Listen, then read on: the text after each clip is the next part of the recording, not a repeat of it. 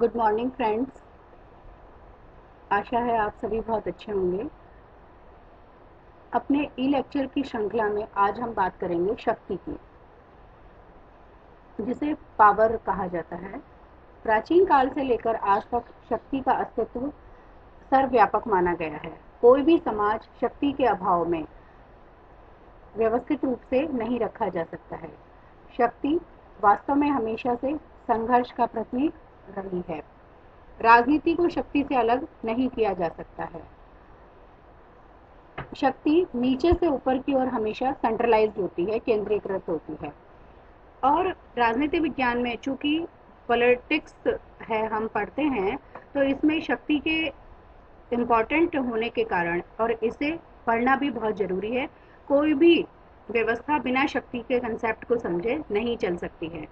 जैसे शक्ति के बारे में अलग अलग विचारकों ने अपने अपने अलग अलग विचार दिए हैं। शक्ति को, जैसे लॉर्ड एकल ने लिखा है कि शक्ति भ्रष्ट करती है और निरंकुश शक्ति पूर्णतः भ्रष्ट कर देती है। मतलब कि शक्ति के प्रति कई बार इसका एक नेगेटिव एस्पेक्ट्स भी ले लिया जाता है, जिससे कि माना जाता है कि जो व्यक्ति शक्तिशाली होता है, जो संस्था शक्तिशाली होती है, वह दूसरों को परेशान करने का कार्य करती है।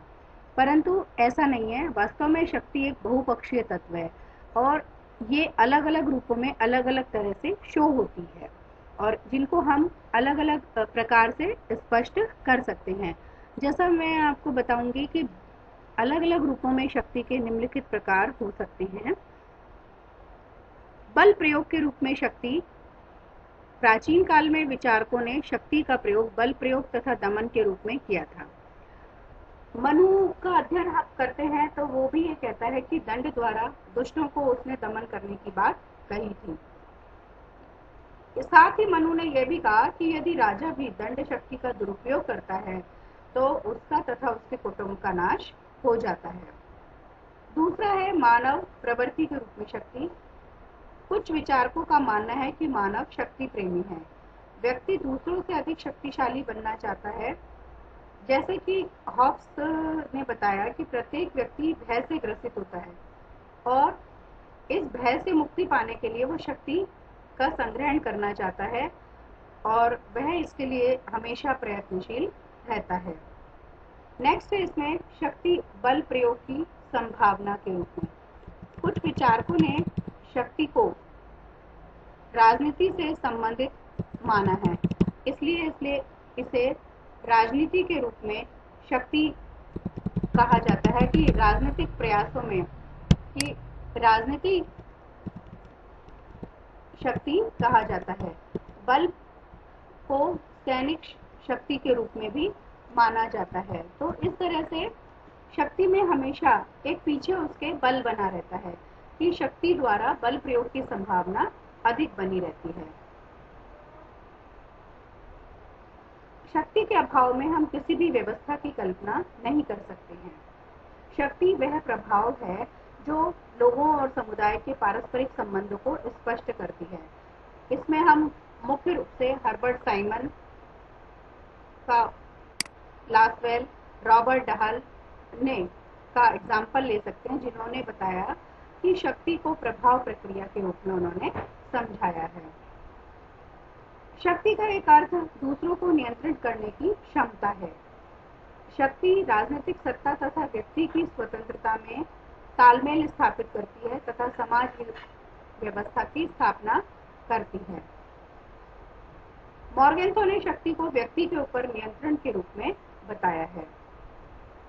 मूल्यों के रूप में शक्ति के यथार्थ और आदर्शात्मक दोनों ही रूप हैं। ट्रेसी मैक्स ने शक्ति को शक्तिशाली का हित ही बताया है। उनका कहना था कि अन्याय न्याय से श्रेष्ठ हो सकता है।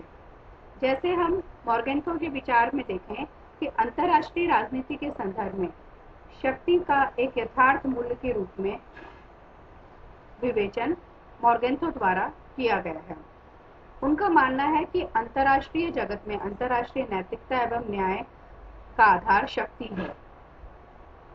तो ये कहा जा सकता है कि शक्ति बहुत सारे अर्थों में इस्तेमाल की जाती है, प्रयोग की जाती है, और ये कई वैज्ञानिकों द्वारा, राजनीतिक वैज्ञानिकों द्वारा शक्ति की अलग अलग डेफिनेशन दी गई है।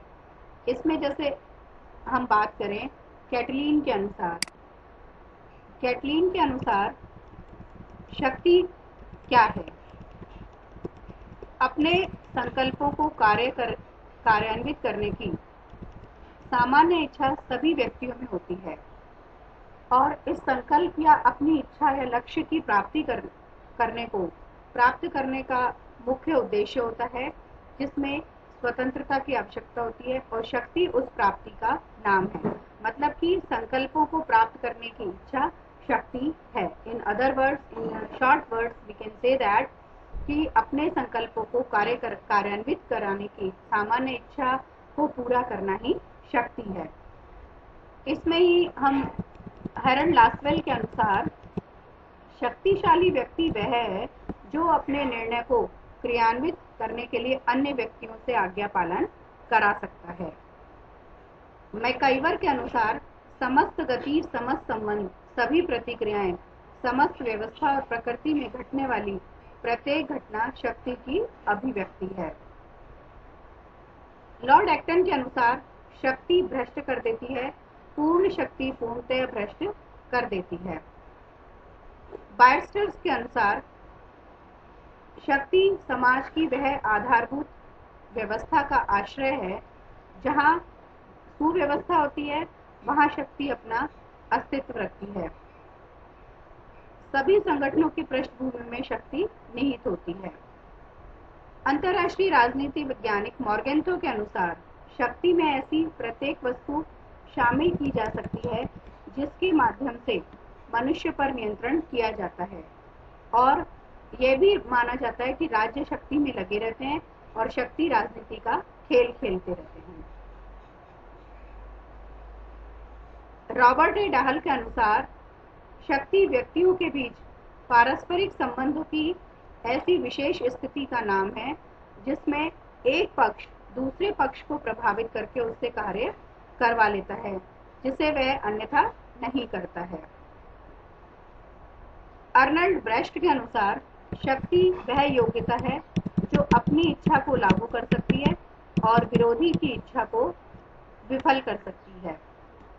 तो इस तरह से एक अंतिम परिभाषा के रूप में हम कार्ल जे फ्रेडरिक की शब्दों में चर्चा करेंगे। शक्ति एक प्रकार का मानवीय संबंध है। मतलब आप निर्जीव वस्तु पे थोड़ी शक्ति करेंगे, आपस में, चाहे वो मनुष्यों के ऊपर मनुष्य है या संस्थाओं के ऊपर संस्थाएं हैं, तो इन सब के बीच में जो संबंध है वह शक्ति कहलाता है। तो इन सब परिभाषाओं से कुछ हमारे पास जिस निकल के आता है, निष्कर्ष निकल के आते हैं, और जिनसे हम इनकी एक सामान्य परिभाषाएं बता सकते हैं कि शक्ति की परिभाषाओं के आधार पर शक्ति की कौन कौन सी विशेषताएं होती हैं। तो मुख्य रूप से ये निम्नलिखित विशेषताएं हैं। शक्ति व्यक्ति के व्यवहार को नियंत्रित करने का प्रतीक है। शक्ति व्यक्ति व समूह के संघर्ष का बिंदु है। व्यक्ति की सर्वोच्च इच्छा का नाम ही शक्ति है। शासन व्यवस्था में शक्ति शासक की इच्छा का अंतिम रूप है। शक्ति का अस्तित्व प्रत्यक्ष व अप्रत्यक्ष होता है। इसमें पद सोपान की व्यवस्था पाई जाती है। उच्च स्तर पर शक्ति का निवास होता है। अगर कोई व्यक्ति शक्ति के आदेशों का पालन नहीं करता तो उसे दंडित किया जा सकता है और उस दंडित करने की व्यवस्था का नाम भी शक्ति है। शक्ति एक संगठन का प्रतीक माना जाता है और कहा जाता है कि संगठन में ही शक्ति निवास करती है। शक्ति के रूप परिवर्तित होते रहते हैं और शक्ति अंतर्राष्ट्रीय और राष्ट्रीय स्तर पर प्रभावित करने की क्षमता रखती है। तो इस तरह से हम शक्ति के विभिन्न विशेषताएं और परिभाषाओं के बारे में हमने अध्ययन किया। अब इसमें आता है कि शक्ति के प्रकार के बारे में अब हम इसमें अध्ययन करेंगे। तो शक्ति के जो विभिन्न विचारकों ने विस्तृत अध्ययन किया है, जिसके आधार पर शक्ति के निम्नलिखित प्रकार हैं। प्रभावशीलता के आधार पर शक्ति के प्रकार, दूसरा है औचित्य एवं अनौचित्य के आधार पर शक्ति के प्रकार, और तीसरा है अन्य आधारों पर शक्ति के प्रकार। प्रभावशीलता के आधार पर शक्ति के प्रकारों में का अर्थ है कि शक्ति का वह रूप जिसमें दूसरे लोगों को अपने अनुकूल व्यवहार करने के लिए बाध्य किया जाता है। शक्ति का वह रूप जिसमें दूसरे लोगों को अपने अनुकूल व्यवहार करने के लिए बाध्य किया जाता है। ऐसी शक्ति निम्नलिखित प्रकार की होती है, जैसे बल, प्रभुत्व, चातुर्य। बल के द्वारा दूसरों के व्यवहार में परिवर्तन किया जाता है तो वह शक्ति बल कहलाती है। अगर अपने विचारों द्वारा दूसरों के व्यवहार में परिवर्तन किया जाता है तो वह शक्ति प्रभुत्व कहलाती है। तीसरा है छल या कपट द्वारा दूसरों के व्यवहार में परिवर्तन किया जाता है तो वह शक्ति चातुर्य कहलाती है। औचित्य एवं अनौचित्य के आधार पर शक्ति, इसमें मैक्स वेबर ने औचित्य एवं अनौचित्य के आधार पर शक्ति की उल्लेख किया है।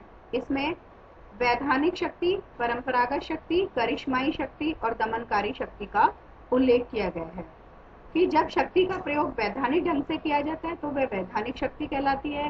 जब शक्ति का प्रयोग परंपरागत ढंग से किया जाता है तो वह परंपरागत शक्ति कहलाती है।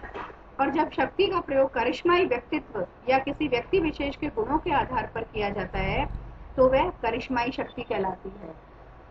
और दमनकारी शक्ति, जब शक्ति का प्रयोग दमन के रूप में बिना औचित्य के प्रयोग किया जाता है तो वह दमनकारी शक्ति कहलाती है। इसी श्रृंखला में अन्य आधारों पर शक्ति के प्रकारों का उल्लेख किया गया है, जैसे दृश्य और अदृश्य शक्ति। जब शक्ति प्रकट रूप में प्रयोग की जाती है तो उसे दृश्य शक्ति कहते हैं और जब शक्ति दिखाई नहीं देती तो उसे अदृश्य शक्ति कहते हैं। इसी तरह से प्रादेशिक, राष्ट्रीय और अंतर्राष्ट्रीय शक्ति की अपनी जो भू क्षेत्र होता है किसी भी राज्य के पास में, तो उसको आधार पर शक्ति को प्रादेशिक, राष्ट्रीय और अंतर्राष्ट्रीय शक्ति के रूप में भी स्वीकार किया जाता है। जब शक्ति का प्रयोग शासक अत्याचार और दमन के रूप में करता है तो वह शक्ति दमनात्मक शक्ति कहलाती है। अगर शक्ति का प्रयोग शासक दूसरे के भलाई के लिए करता है तो वह अदमनात्मक शक्ति कहलाती है। जब शक्ति का कोई एक केंद्र होता है तो वह केंद्रित शक्ति कहलाती है। जब वह अनेक केंद्रों में निवास करने लग जाती है तो वह विकेंद्रित शक्ति कहलाती है। जब शक्ति का वर्गीकरण शक्ति के प्रयोग के आधार पर हमारे सामने दिखाई देता है तब वह प्रत्यक्ष शक्ति कहलाती है। और जब शक्ति का प्रयोग अधीनस्थ व्यक्ति या अन्य रूपों में किया जाता है तो वह अप्रत्यक्ष शक्ति कहलाती है। जिस शक्ति का प्रयोग शक्ति धारक द्वारा स्वयं किया जाता है तो उसे वास्तविक शक्ति कहते हैं और जब शक्ति का प्रयोग दूसरे व्यक्ति करते हैं तो वह उसे संभाव्य शक्ति कहलाते हैं। या हम अपने कार्यपालिका का उदाहरण ले सकते हैं, जैसे कि जो मुख्यमंत्री हैं या प्रधानमंत्री हैं वो तो क्या करते हैं, वास्तविक शक्ति का प्रयोग करते हैं, जबकि राष्ट्रपति या राज्यपाल द्वारा संभाव्य शक्ति का प्रयोग किया जाता है। तो शक्ति की अवधारणा, जब शक्ति का प्रयोग वैधानिक तरीके से पद धारक द्वारा किया जाता है तो उसे औपचारिक शक्ति कहा जाता है। जब शक्ति का प्रयोग व्यक्तिगत संबंधों के आधार पर किया जाता है तो उसे अनौपचारिक शक्ति कहते हैं। जब शक्ति का प्रयोग कई पक्षों द्वारा किया जाता है, एक पक्ष द्वारा प्रयुक्त करने पर शक्ति को एक पक्षीय शक्ति, दो पक्षों द्वारा प्रयुक्त शक्ति को द्विपक्षीय शक्ति तथा अनेक पक्षों द्वारा प्रयुक्त शक्ति को बहुपक्षीय शक्ति कहा जाता है। शक्ति को तानाशाही शक्ति के रूप में भी डिफाइन किया गया है कि जब शक्ति का प्रयोग दूसरों को, असंतुष्टों को, उन पर आंदोलन करने वालों पर नियंत्रण प्रयोग के रूप में किया जाता है तो वह शक्ति तानाशाही शक्ति कहलाती है। और जब शक्ति के लिए तानाशाह द्वारा कठोर कदम उठाए जाते हैं तो उसका रूप कठोर दंड के रूप में, भय के रूप में हो जाता है। इसी तरह से शक्ति लोकतांत्रिक शक्ति के रूप में प्रभाव दिखाती है अपना, कि भाई नेतृत्व के रूप में शक्ति होती है, औचित्यपूर्णता की शक्ति होती है, आज्ञा पालन के रूप में शक्ति होती है, सहमति के रूप में शक्ति होती है। तो इस तरह से ये शक्ति के जो हमने डेफिनेशन और उसके बारे में पढ़ा। अब इसमें दो क्वेश्चंस हैं, ये आपको करने हैं कि शक्ति क्या है और शक्ति के आधार कौन कौन से हैं। तो ये आप मुझे सेंड कर दीजिएगा ग्रुप में, मैं आपको जोड़ लूंगी। तो आज हमने चर्चा करी कि वास्तव में शक्ति क्या है और शक्ति के कौन कौन से आधार हैं। धन्यवाद।